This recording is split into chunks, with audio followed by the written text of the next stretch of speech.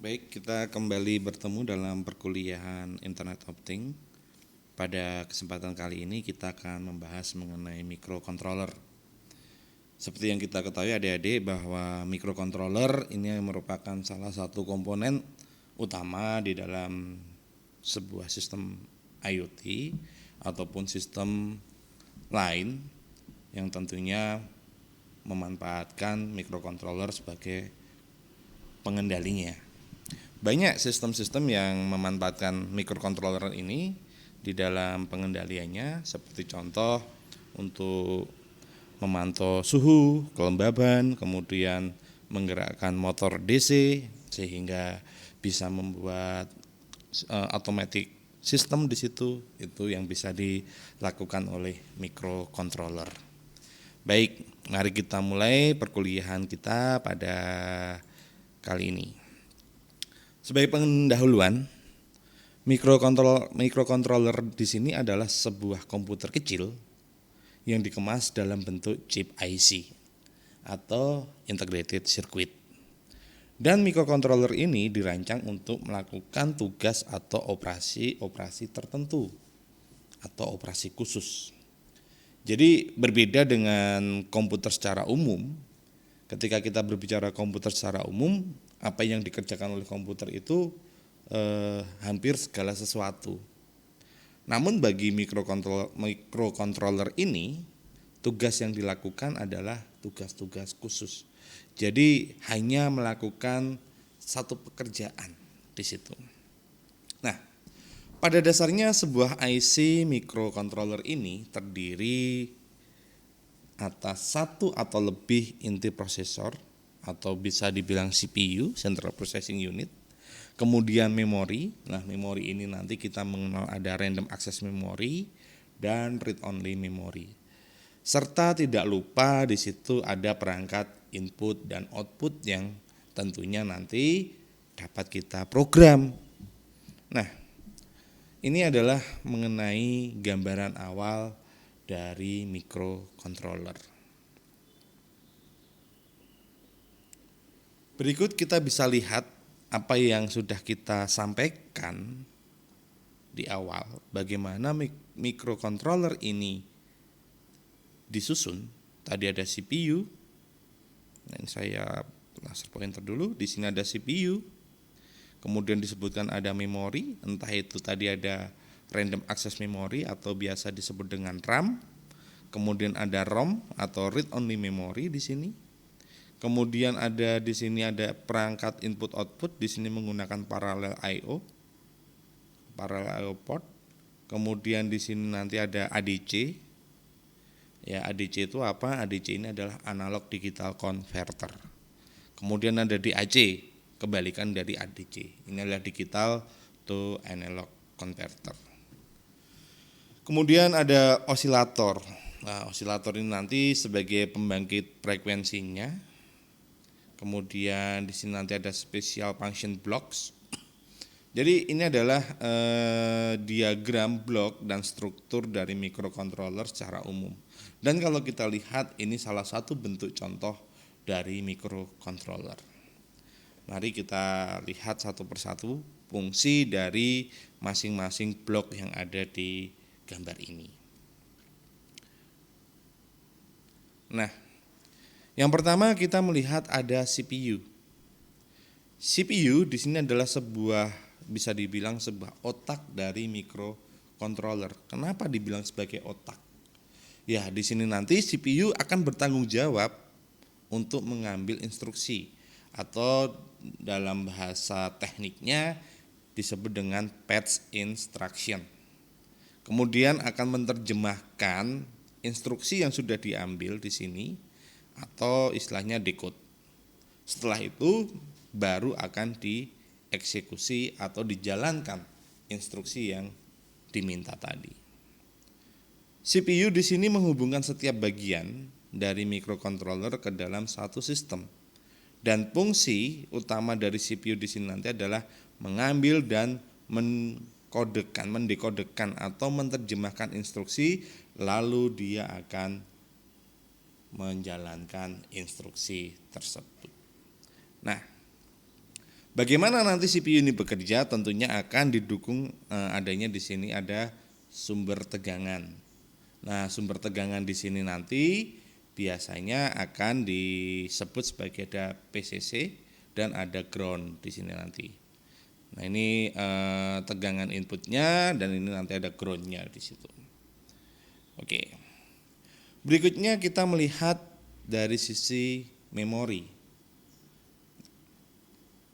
Memori merupakan sebuah tempat yang akan digunakan untuk menyimpan entah itu instruksi ataupun menyimpan data.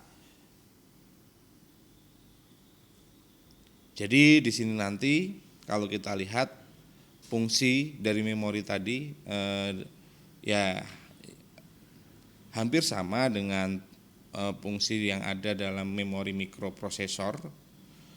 Ini hampir sama. Jadi di situ nanti menyimpan data maupun program, atau program itu kalau disebut sebagai instruksi atau perintah. Nah, jadi kalau kita lihat secara umum dalam struktur microcontroller itu nanti sebuah memori itu akan dibagi menjadi dua model. Satunya adalah random access memory dan satunya nanti adalah read only memory. Nah, random access memory di sini sifatnya adalah biasanya dia itu akan hilang datanya ketika, kalau RAM ya, dia akan hilang datanya ketika sumber tegangannya tidak ada. Tapi kalau ROM itu biasanya sumber data atau instruksi itu akan tetap ada walaupun sumber tegangan itu hilang. Nah, ROM ini pun nanti walaupun dia istilahnya read only memory, namun ada beberapa jenis ROM yang bisa kita hapus, kita tulis. Nah, di sini ada EEPROM. Nah, ini electric erasable program read only memory, programmable read only memory. Jadi di sini sebuah memori yang tentunya dia sifatnya seperti ROM, namun dia bisa diprogram dan bisa dihapus. Kemudian ada EEPROM. Nah, sama.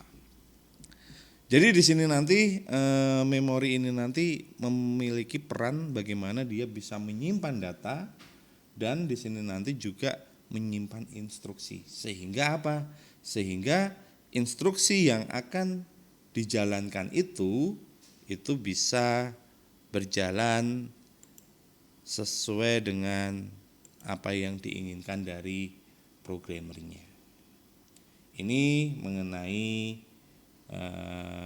memori. Nah, selanjutnya kita lihat adik-adik. Jadi ada berikutnya ada port input output di situ. Jadi kita bisa lihat ya. Port input output di sini itu nanti ada dua, ada satunya paralel, satunya serial. Nah, kalau untuk paralel di sini nanti kita bisa gunakan port input output ini nanti misalkan kita pengen menampilkan hasil yang diukur oleh sensor di situ nanti ke dalam tampilan, ya kita bisa hubungan dengan LCD atau kita hubungan dengan LED misalkan nyala lampu atau printer. Nah, atau pada perangkat yang lain. Ini adalah fungsi port input outputnya. Jadi kalau output berarti untuk menampilkan hasilnya, input ini nanti adalah untuk mengcapture data yang didapatkan dari sensor. Ini adalah fungsi dari port input output. Oke. Jadi kita bisa lihat ya, LCD adalah liquid crystal display. Kemudian ini LED itu bukan ini ya, bukan televisi LED itu, melainkan ini adalah lampu LED. Ini light emitter diode di sini ya. Jadi berbeda, bukan TV LED itu, bukan. Ini adalah fungsi dari port input output. Kemudian ada port serial. Nah, port serial nanti dia akan digunakan untuk antarmuka serial antara microcontroller dengan peripheral lain. Misalkan di situ nanti untuk ke mengambil data secara serial. Kemudian ada timer dan counter. Nah, timer dan counter di sini adalah salah satu fungsi yang sangat berguna dari microcontroller. Kenapa? Karena di sini nanti timer dan counter ini nanti akan menyediakan semua fungsi yang berhubungan dengan pengaturan waktu, kemudian perhitungan. Ini akan disediakan. Jadi misalkan ketika kita akan mengcapture data itu butuh berapa, kita setting waktunya berapa, nah, kemudian counter ini nanti akan menghitung di situ. Nah, operasi utama yang dilakukan pada timer and counter ini nanti itu adalah misalkan fungsi jam waktu ya di sini ya, kemudian modulasi, kemudian membangkitkan pulse, kemudian pengukuran frekuensi, osilasi. Nah, ini nanti akan di handle fungsi-fungsi ini oleh timer and counter. Nah, ini adalah salah satu fungsi dari timer counter tadi. Kemudian ada analog to digital converter. Jadi di sini nanti karena data yang akan diproses oleh microcontroller itu adalah data digital, sedangkan data yang didapatkan dari sensor ini biasanya adalah masih berupa analog, maka kita butuh konversi supaya data yang dihasilkan oleh sensor ini bisa diproses di dalam microcontrollernya. Nah, ini kita mengenal adanya ADC ini atau analog to digital converter. Sebagai contoh, misalkan kita punya sensor suhu. Ketika sensor suhu ini mengcapture temperatur pada satu lingkungan, nah itu adalah datanya masih data analog. Kemudian di situ nanti akan diubah. Baru setelah diubah itu baru diproses dalam microcontroller, baru nanti akan ditampilkan di dalam tampilan layar. Entah itu akan menunjukkan akan menggambarkan suhunya berapa ataupun yang lain. Jadi kita bisa lihat ya, output digital ini dapat digunakan untuk berbagai aplikasi digital seperti layar digital pada perangkat pengukuran. Selanjutnya ini adalah kebalikan dari digital to analog converter atau DAC, fungsinya kebalikan dari ADC. Jadi akan mengubah sinyal digital menjadi sinyal analog. Nah, misalkan apa? Di sini adalah digunakan untuk mengendalikan motor DC atau motor stepper di situ. Jadi dari digital tadi diubah ke analog ke dalam bentuk sinyal listrik. Dari 0101 menjadi sinyal listrik di situ. Ini adalah fungsi digital to analog converter. Nah, saya rasa sampai di sini mudah-mudahan paham. Kalau adik-adik belum paham bisa nanti tulis di komentar, nanti akan saya jawab komentarnya. Oke ya, jadi bagi adik-adik yang belum paham akan fungsi-fungsi tadi nanti bisa isi di kolom komentar. Kita lanjutkan. Berikutnya adalah block interrupt control. Interrupt control ini nanti digunakan untuk menyediakan instruksi berupa interupsi atau menunda program yang akan dijalankan. Nah, interrupt ini nanti dapat berupa eksternal, jadi diaktifkan dengan menggunakan pin interrupt, atau internal dengan menggunakan instruksi interupsi di sini nanti selama dalam melakukan pemrograman. Nah, ini yang bisa kita lakukan. Kemudian ada special functioning block. Nah, jadi beberapa microcontroller nanti hanya dapat digunakan untuk beberapa aplikasi khusus. Ya misalkan tuh sistem robotika atau sistem militer di situ nanti.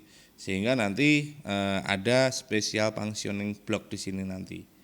Jadi fungsi dari special functioning block functioning block ini nanti seperti kita lihat ya, ada kata spesial berarti hanya melakukan operasi-operasi khusus yang bisa dilakukan oleh prosesor ini.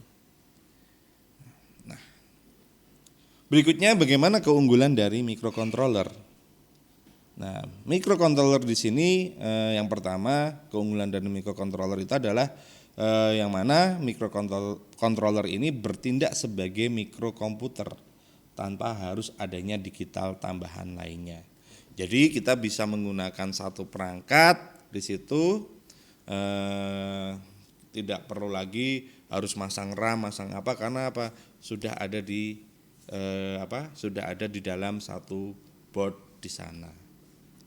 Kemudian dapat mengurangi biaya ukuran sistem. Karena apa?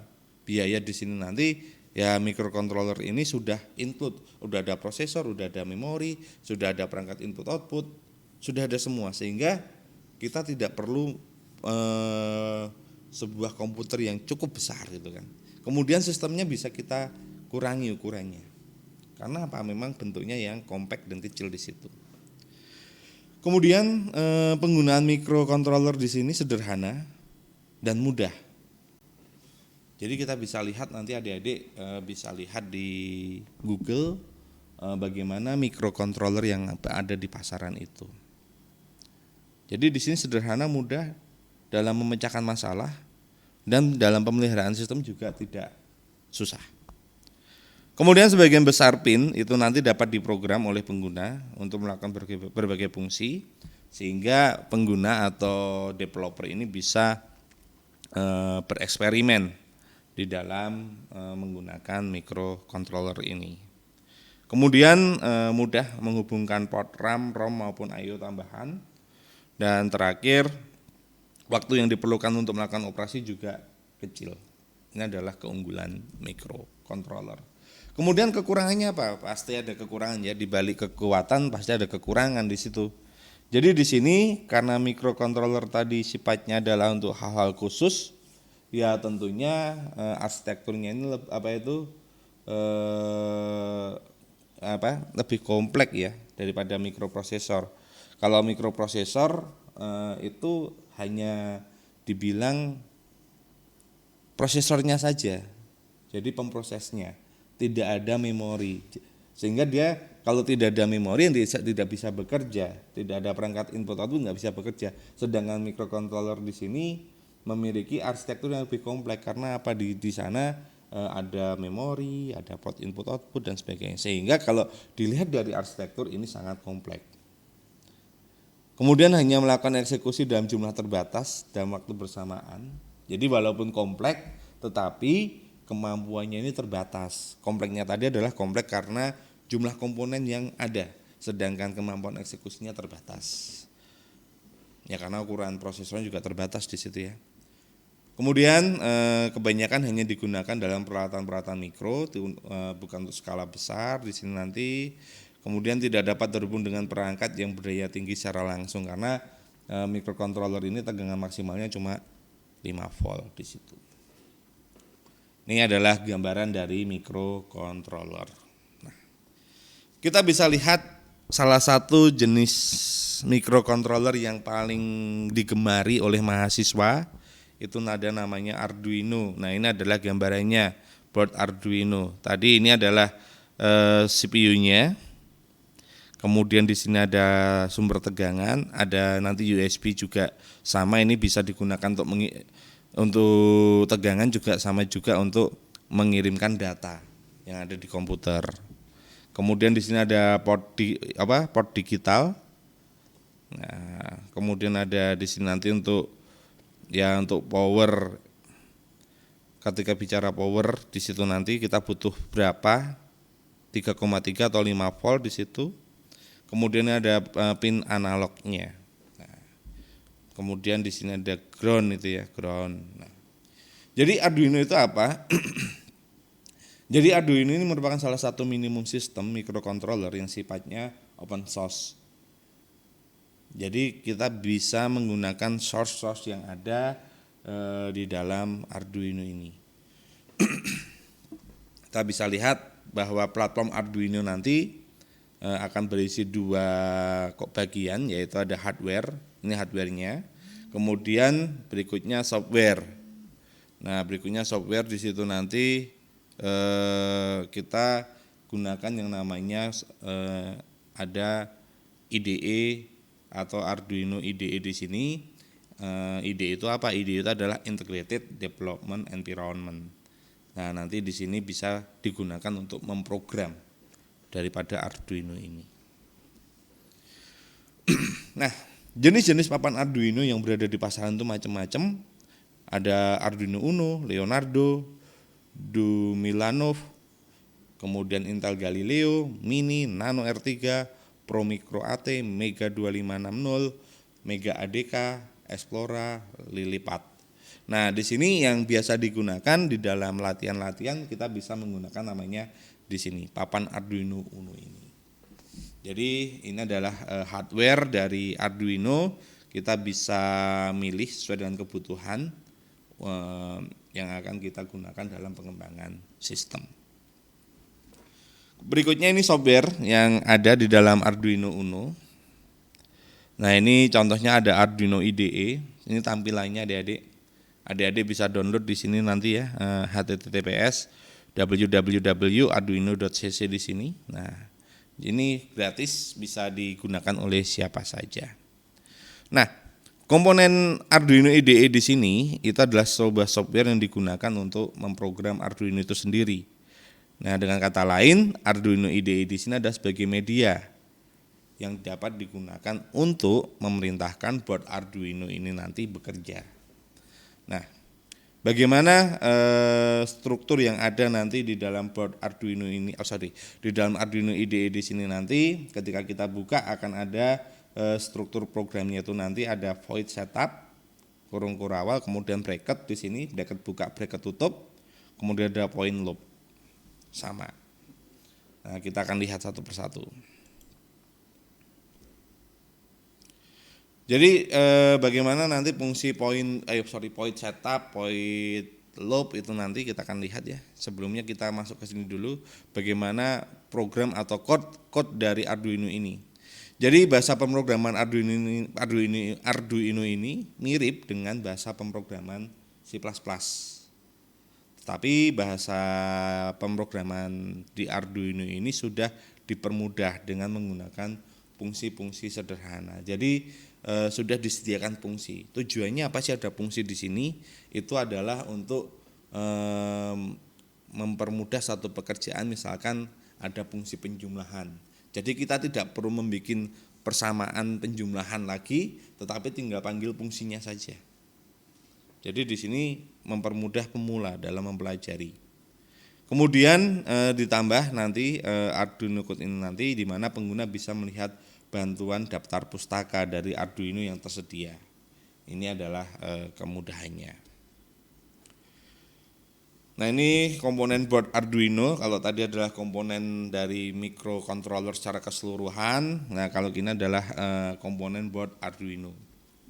Jadi di sini nanti ini ada power USB.